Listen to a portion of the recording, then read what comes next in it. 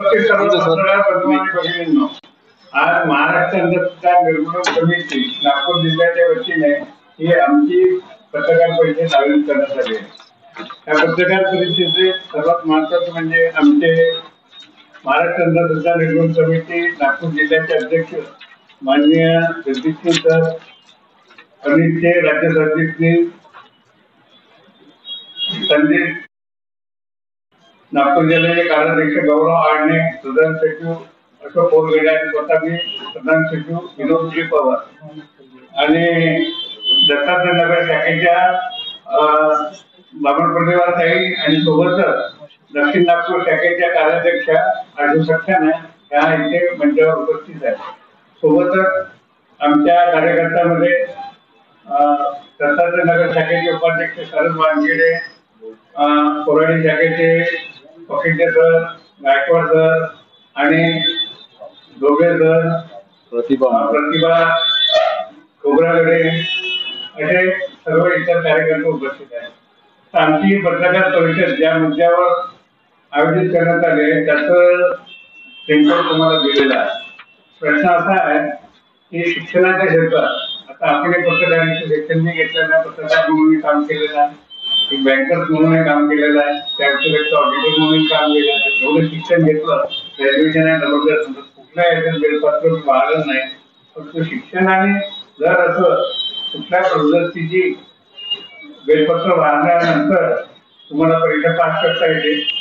मला एखादा तरी पत्रकारांना असं सांगावं की त्यांनी असं करून ते पत्रकार झालं का, हा महत्वाचा मी थोडक्यात मांडतो, पुढील भूमिका करतो। या कारणासाठी ही पत्रकार परिषद आयोजित केलेली आहे। त्यात निवेदन आमचे राज्य सरचिटणीस संजय शेंडे आणि जिल्हाध्यक्ष जगदीश करतील अशी मी त्यांना विनंती करतो ते बोलतो। मुद्दा असा आहे की दिनांक 20 जानेवारीला हितवाद पेपर मध्ये एक न्यूज आहे, तर मी वाचून दाखवतो, तुमच्याकडे त्याचं डॉक्युमेंट आहेच। माँ सरस्वती विद्या हवन for students appearing in various exams on February 2। त्याचं लिहिलं असं आहे की माँ Saraswati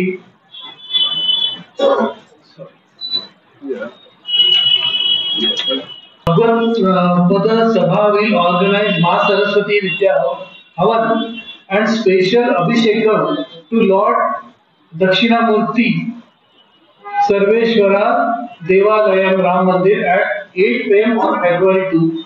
The religious events of students appearing for exams like JEE, NEET, civil services, armed forces, HSC and SSC among others to facilitate them. The word पे थोड़ा गौर कीजिए, to facilitate them to seek blessings. Managing committee of the Devalaya has appealed to the parents of students to enroll their wards name with the team manager, parents, temple manager. Parents are to bring their wards along with their exam admit cards or relevant documents to be placed on the feet of Maa Saraswati for blessings. He news वाचून आम्ही अवाक झालो। आपण पुरोगामी महाराष्ट्र ह्या राज्यामध्ये राहतो आणि पुरोगामी महाराष्ट्रात राहत असताना आपण संविधानाच्या कलम 51 क विरोधात असं हे स्टेटमेंट आहे। त्या मुलांना दैववाणी बनवण्याचा हा घाट रचल्या जात आहे। तर आम्ही आमच्या कार्यकर्त्यांमध्ये अशी चर्चा केली आणि कुठेतरी याचा प्रोटेस्ट प्रवृत्तीला आळा बसला पाहिजे। आपल्या पुढच्या पिढीला विद्यामानी बनण्याची गरज असताना संविधानात सांगितल्याप्रमाणे, परंतु काही लोक, काही अंधश्रद्धाळू लोक ह्या नव्या पिढीला जे दैववादी बनवते, त्यांना दैवावर आधारित आपण त्यांचं जे भवितव्य आहे ते करते आणि त्यांना बनवण्याची ही घाट रचलेला आहे। तर अशा प्रवृत्तीला आपण आवाज उठवण्यासाठी ही पत्रकार परिषद बसवली। त्यानंतर त्यांनी जर त्याच्यावर कोटी केली की हे पॅम्पलेट छापले देवालयातर्फे आणि त्याची फी ठेवली आहे अभिषेकाने 1000 रुपये, 1600 रुपये। तर ते पॅरेंट्स कडून ते पैसे उकळणार आहे, तुझ्या हावभाव करण्याचा ध्यास करणार आहे आणि त्या पिढीला विज्ञानवादी म्हणजे वरती न जाता खालती ढकलण्याचा हा प्रयास आहे. आणि आपल्या बहुजन लोकांना जे की काहीतरी करून नोकऱ्या मिळतील, काही व्यवसाय करतील, काही पुढे जातील, काही वैज्ञानिक बनतील, असे न होता तुम्ही दैववादी बना, हा घाट सरासर ह्या लोकांनी चालवलेला आहे. आणि हे प्रकार वाढतच आहे. आताच एक बाबा येऊन गेला, एक लोटाजल और सब समस्या होता. दूसरा कि सिर्फ बेलपत्र चढ़ाओ पिंड पे और तुम परीक्षा में पास हो जाओ. हे काय चाललंय आपल्या पुरोगामी महाराष्ट्रामध्ये, आपल्या देशामध्ये? याच्यावर विरोधात आपले आवाज उठवणार की नाही? तर यासाठी पत्रकार परिषद तुमच्या निदर्शनास आणून देण्यासाठी आणि ह्या प्रकरणाला वाचा फोडण्यासाठी आणि ह्या लोकांना ह्या प्रवृत्तीला आळ बसवण्यासाठी आपण आवाज उठवण्यासाठी पत्रकार परिषद बोलावली आहे. सभी को नमस्कार. विषय आपको बताया है. देखिए, हमने इसका संज्ञान लिया. महाराष्ट्र अंधश्रद्धा निर्मूलन समिति किसी भी प्रकार की श्रद्धा के खिलाफ नहीं है, लेकिन अंधश्रद्धा के खिलाफ जरूर. जो प्रैक्टिसेस हैं, जो रूढ़ी है, जो प्रथा है, जो परोसी जाती है, उसके खिलाफ है जो गलत परोसी जाती है. एक तरफ माँ बाप अपने बच्चों को पढ़ा करके, क्लासेस लगा करके जेई की तैयारी करवाते हैं. कॉलेज में तो पढ़ाई हो नहीं रही, स्कूल में तो पढ़ाई हो नहीं रही. प्राइवेट स्कूल, प्राइवेट कॉलेजेस मोटी मोटी फीस लेते हैं और उसके बाद भी बच्चे को ट्यूशन पढ़ना पड़ता है, कॉलेज भी अटेंड करना पड़ता है. वो तैयारी करता है, पढ़ता है कि भाई मैं इंजीनियर हो जाऊंगा, डॉक्टर हो जाऊंगा, मेरे को IAS officer, civil services examination तक लिखा है उसके अंदर, आईएएस ऑफिसर होऊंगा, आरएस होऊंगा. और यहां पर एक ऐसी बात सामने लग के रखा दी जाती है और बाकायदा रजिस्ट्रेशन मांगा जा रहा है कि आप आइए, रजिस्टर करिए, रजिस्टर करके अपने एडमिट कार्ड लेके आइए, डॉक्यूमेंट्स लेके आइए, हम मां सरस्वती के पैर पे रखेंगे, आपका एग्जाम अच्छा जाएगा, आपके भविष्य के लिए बहुत अच्छा होगा. क्या ये वैज्ञानिक दृष्टिकोण है? क्या ये संविधान के अंदर में हमको जो बोला है साइंटिफिक टेम्पर लेके आगे बढ़ना है? जो बच्चे ने पढ़ाई किया है, बच्चे ने सब कुछ तैयारी किया है, वो एक तरफा रह गई. इनके होम और हवन करने से, 1600 रुपए का रजिस्ट्रेशन करने से क्या वो एग्जाम पास होगा? और जो बच्चा अगर ये ऐसा करता भी है और वो जीवन में आगे बढ़ता भी है, क्या वो अपने जीवन का सक्सेस, अपने ज्ञान को, पढ़ाई को, अपनी नॉलेज को, अपने माँ बाप के अथक प्रयास के, वो जो पैसे भरे हुए क्लासेस की वजह से उन्होंने भरा और उसको ज्ञान मिला, जो मास्टर्स ने उनको पढ़ाया, जो गुरुओं ने उनको पढ़ाया, उसको देगा कि माँ सरस्वती के आशीर्वाद को देगा कि मैं माँ सरस्वती की वजह से आईएएस ऑफिसर बन गया, इंजीनियर बन गया, डॉक्टर बन गया. पढ़ाई कहाँ गई? ज्ञान कहाँ गया?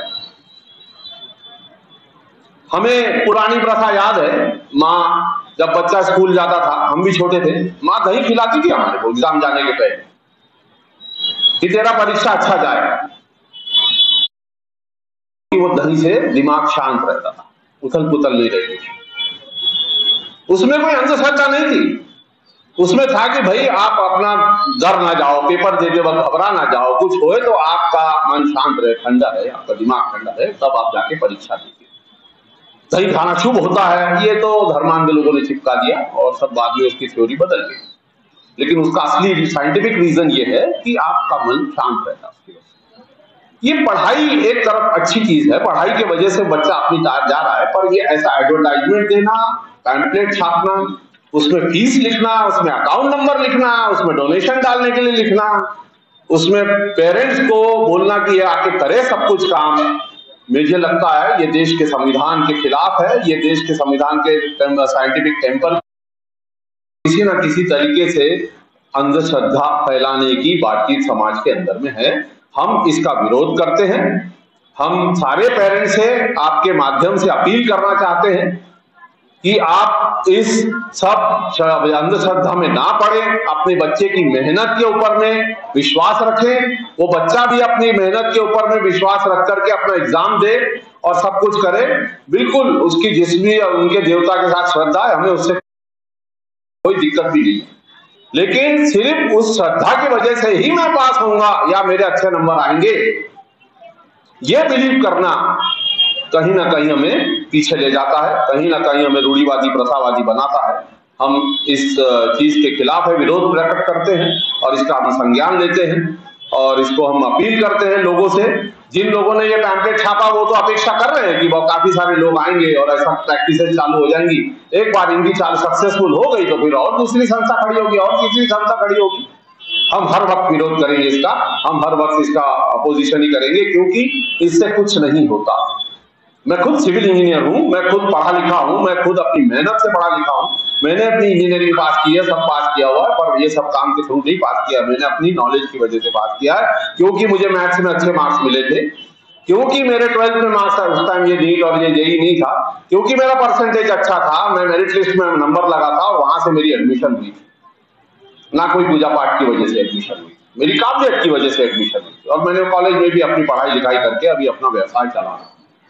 बहुत बहुत धन्यवाद। और इसके आगे कोई कुछ बोलना चाहता है तो जरूर बोलो। या ठिकाणी आय विटनेस आहे, त्यांनी ऑलरेडी फी भरलेली आहे आणि त्यांचा स्टुडंट परीक्षेमध्ये पण बसणार आहे आणि तो जर पास नाही झाला तर त्याच्यावर गुन्हा पण ते दाखल करणार आहे।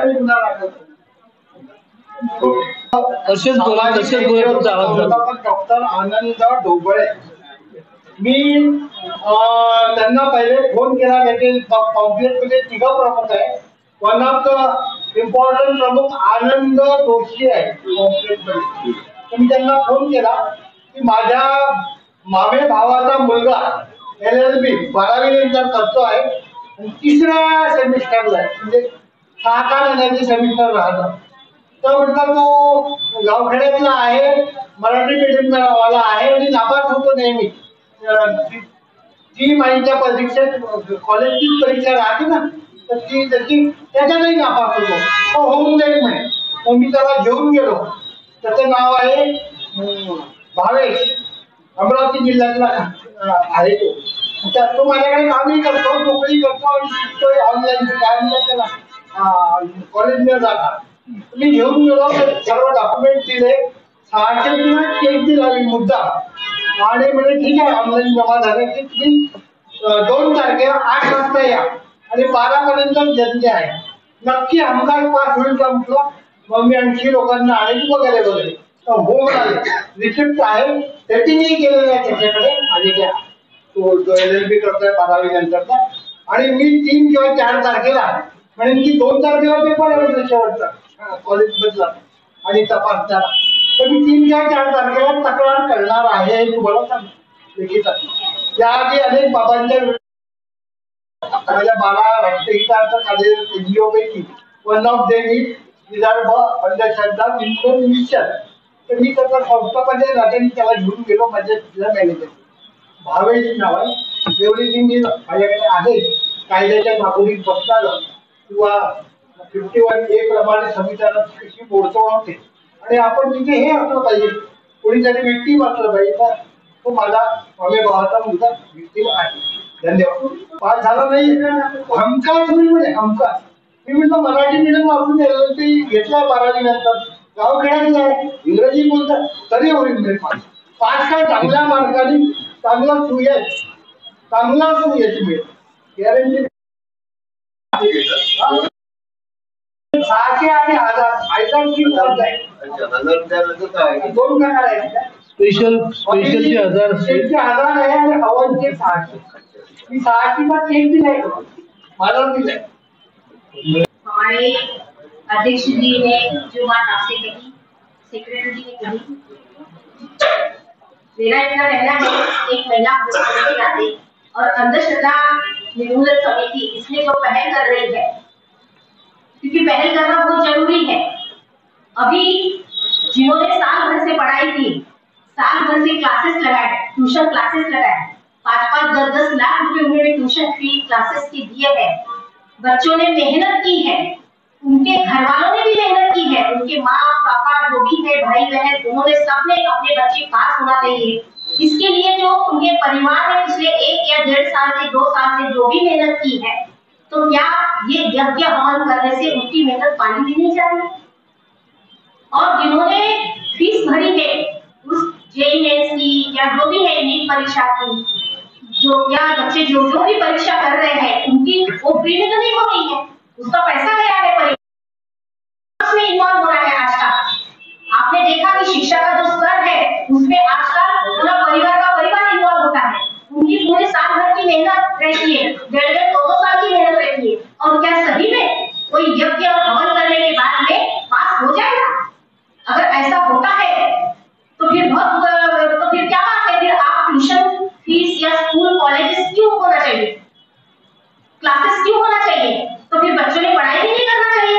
अगर यज्ञ और हवन होने से अगर कोई पास हो रहा है और उसको अच्छे मार्क्स आ रहे हैं तो देखिए ये एक षड्यंत्र है, क्योंकि पिछले 1-1.5 साल से जिन लोगों ने, जिन बच्चों ने मेहनत की है, फीस भरी है, उनके दिमाग को एंड एग्जाम के समय में, एंड परीक्षा के समय में उनके परिवार को डिस्टर्ब किया जा रहा है मानसिक तौर पर।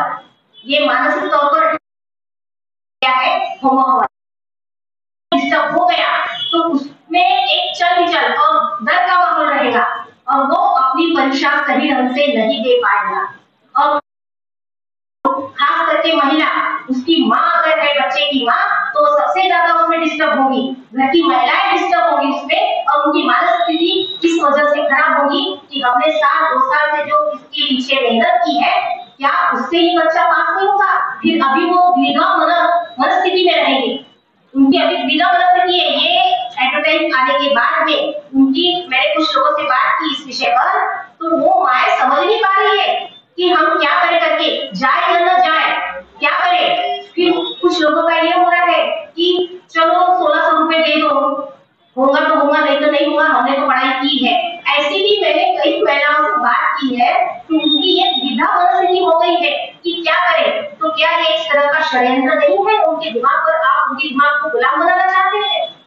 आप अपने होमो से, ये इस तरह से एक मनोविज्ञान है कि आप उनको मानसिक तौर पे प्रताड़ित कर रहे हैं, और इस तरह से मानसिक तौर पर अगर प्रताड़ित करते हैं तो इसका एक केस बनता है। ये क्राइम है, ये क्राइम है, और इसके खिलाफ में कोर्ट में जाया जा सकता है और उसके खिलाफ में अपराध की धारा भी लगाई जा सकती है कि जो भी व्यक्ति ये कर रहा होगा। क्यों कि महाराष्ट्र में अंधश्रद्धा निर्मूलन समिति का जो कायदा पास हुआ है उसके अंतर्गत भी उन पर कार्रवाई हो सकती है।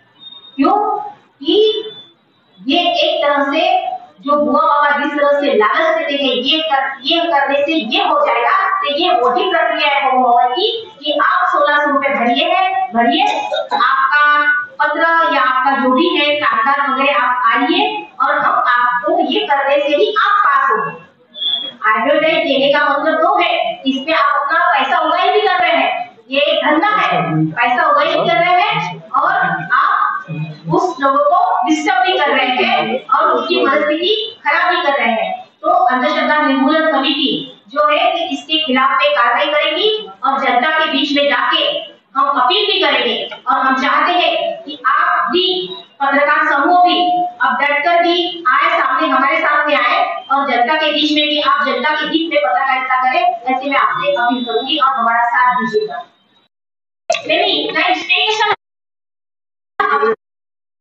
जब वो प्रक्रिया चल रही है तो उस प्रक्रिया को होने दीजिए, आप अपील करें। अगर उन्होंने जो बात कही है, जैसे अभी आनंद जी आपके पास में है, उन्होंने पैसा भरा हुआ है, अगर उन्होंने ये बोला, उन्होंने टेप भी करके रखा है कि हम पास कर देंगे, अरे ढ भी होगा, नहीं पढ़ाई करेगा तो वो यज्ञ हवन करके पास हो जाएगा, और नहीं होगा तो फिर खर्चा करेंगे। लेकिन हमारा अंधश्रद्धा निर्मूलन समिति का कार्य ये है कि जनता में अवेयरनेस लाना, उनको इस बात से दूर रखना, और अगर कोई कुछ होता है तो फिर हम जाएंगे, कोर्ट में जाएंगे। मी तुम्हाला सांगू इच्छितो, जे 2013 ला जादूटोणा विरोधी कायदा बनला आहे, या कायद्यानुसार कलम 2 नुसार हा गुन्हा ठरतोय की ही दिशाभूल करणं आणि फसवणुकीचा गुन्हा त्याच्यावर लागतो, आणि हा गुन्हा ठरत असल्यामुळं आम्ही पोटतिडकीने सांगतो, मागच्या काही दिवसाआधी प्रत्येक पोलीस ठाण्यामध्ये अंधश्रद्धा निर्मूलन समितीचं एक कक्ष बनलं होतं। तर ज्या परिसरात अशी घटना घडते तिथल्या जाऊन चौकशी करून त्याच्यावर ते त्यांचं काम आहे, आमचं लोकांना शहाणं करण्याचं काम आहे। दिशाभूल करणं हे आमचं उघडकीस आणणं हे